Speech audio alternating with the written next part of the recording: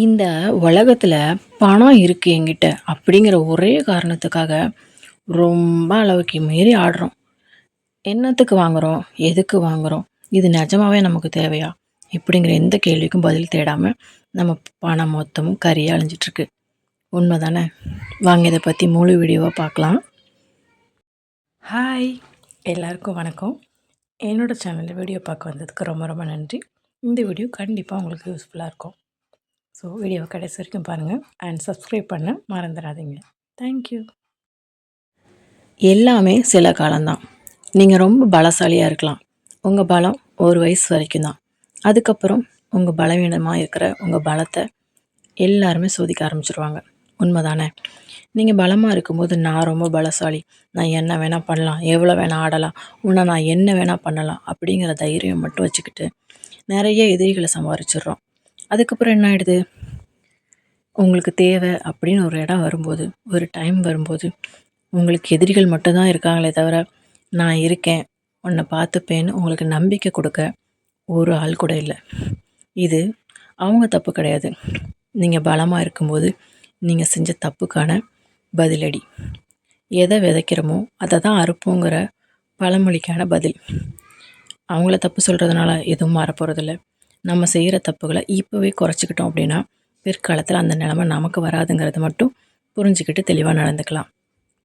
இப்போது செலவு பண்ணுறதுக்குன்னு எந்த வரம்புமே கிடையாது. பணக்கார இல்லை, ஏழை இல்லை, நடுத்தரம் இல்லை, எல்லாருமே செலவு பண்ணுறதுக்கு தயங்குறதே கிடையாது.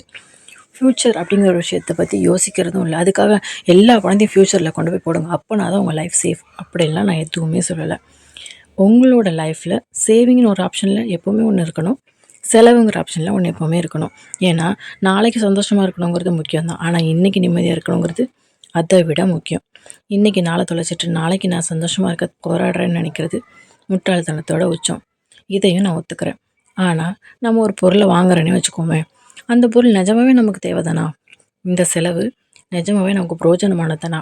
ஃப்யூச்சரில் இது யூஸ் ஆகுமா? ஏன் இன்றைக்கி யூஸ் ஆகுமா?